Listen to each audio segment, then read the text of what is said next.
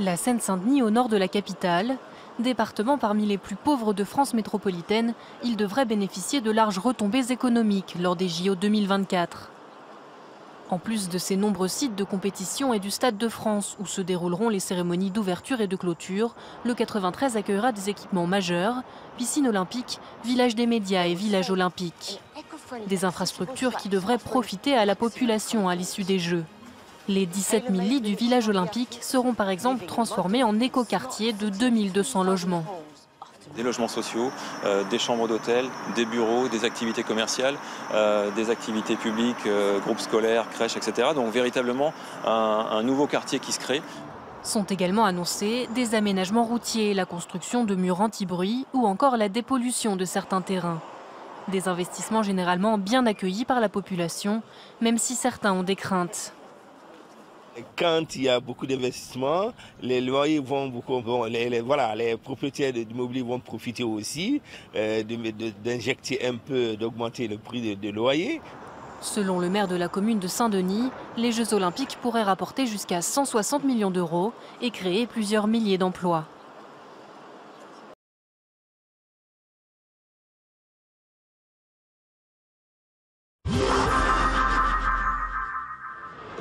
À Saint-Denis, au nord de la capitale, des bâtiments commencent à sortir de terre.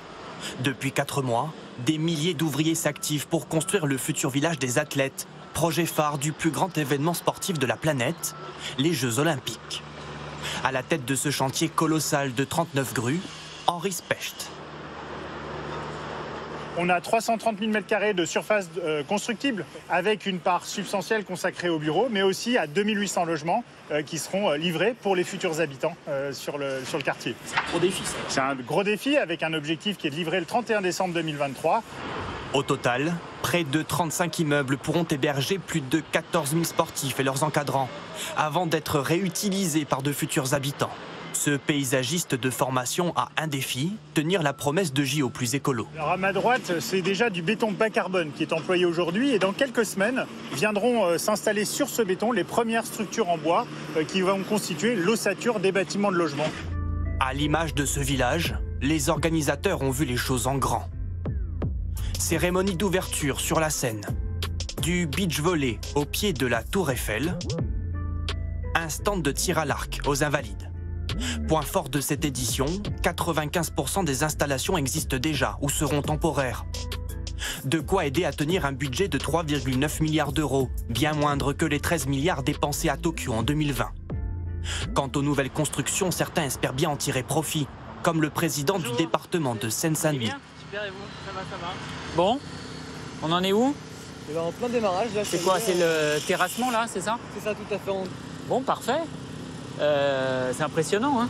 Stéphane Troussel est très fier d'accueillir dans ce parc un nouvel équipement sportif destiné aux entraînements pour les épreuves de water-polo. Il faut s'imaginer une très grande piscine avec à la fois des bassins intérieurs, des espaces ludiques, des espaces d'apprentissage et puis un très beau bassin extérieur avec un solarium et des espaces verts à proximité.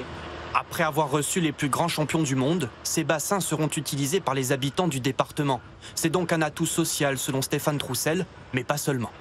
C'est à la fois un intérêt économique, parce que bien sûr, c'est des chantiers, des investissements, et donc de l'emploi, de l'attractivité aussi, un territoire qui change son image et qui fait qu'au lendemain des Jeux et de ces transformations urbaines, on peut avoir plus d'activités, plus d'entreprises qui choisissent de venir s'installer ici. Donc oui, je crois que c'est gagnant-gagnant pour le territoire. Sauf qu'à chaque fois, les éditions sont toujours annoncées comme écolo et pas chères. Comme en 2014 à Sotchi, station balnéaire où sont construites des installations pharaoniques. L'organisation décroche la palme des Jeux d'hiver les plus chers de l'histoire, 36 milliards d'euros. Ou encore à Rio en 2016 avec cet immense golfe en pleine zone naturelle. Alors certains ne croient pas aux promesses des Jeux Olympiques français, comme cet élu de la France Insoumise à la mairie de Paris, Daniel Simonet. Le coût officiellement estimé des Jeux Olympiques va déraper lourdement. Cela fait des années qu'elle lutte contre ce projet. Ça, c'était en novembre 2018. Une aberration écologique et économique selon elle. on est plutôt sur une captation de l'argent pour des gros sponsors et pas de retombées pour la population. Par contre, c'est un prétexte pour accélérer des projets du Grand Paris qui sont anti-écologiques et antisociaux. Parce qu'on fait des gros équipements type la piscine d'Aubervilliers qui ne répondra pas aux besoins. Avec ce budget-là, on aurait pu faire une dizaine de piscines. Et d'un point de vue écologique, on est sur plein de projets qui vont aller à l'encontre de tel parc, de tel jardin ouvrier, pour une bétonisation. Pourtant, avec un objectif de 1,5 tonne de carbone contre 3,5 pour les précédents jeux, l'édition 2024 espère toujours décrocher la médaille d'or de l'écologie.